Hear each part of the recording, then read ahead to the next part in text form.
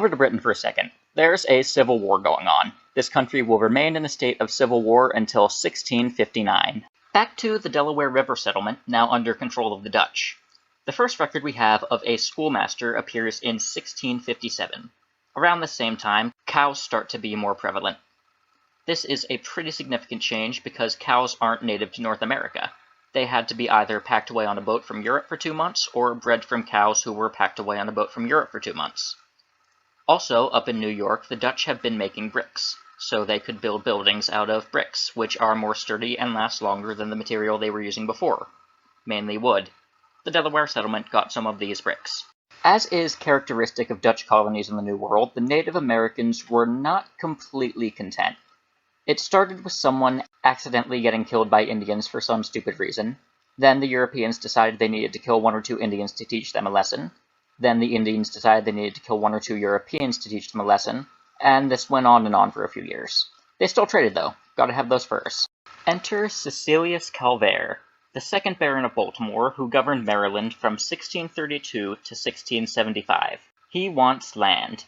He contacts the Dutch on the Delaware and says, hey, this is really no biggie, but we had explorers going through that land you took from the Swedish before you even knew it was there, so if you could just give us our land that we have a claim to, that would be Gucci. The Dutch are like, dude, were you even using this land? Why didn't you take it from the Swedish before we did? You say you have a claim to this land because one of your explorers was here 40 years ago, but I haven't seen you touch it since. We conquered it fair and square, so no, we're not handing it over.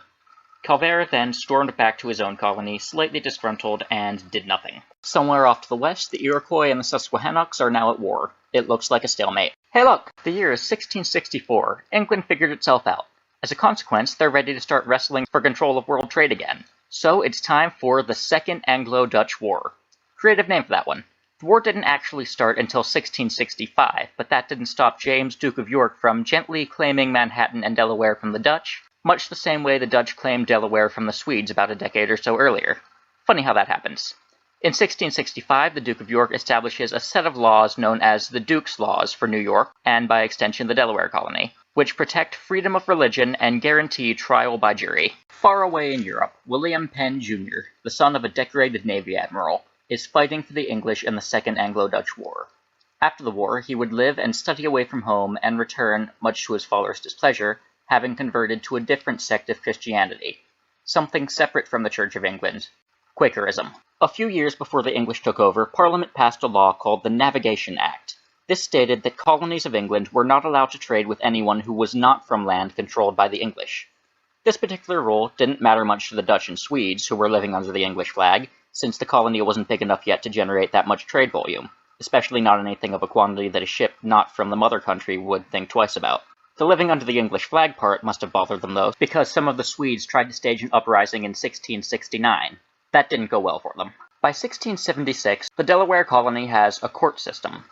By 1677, lots of people came into the New World from England. Most of them settled east of the Delaware River, in New Jersey, but some of them came west.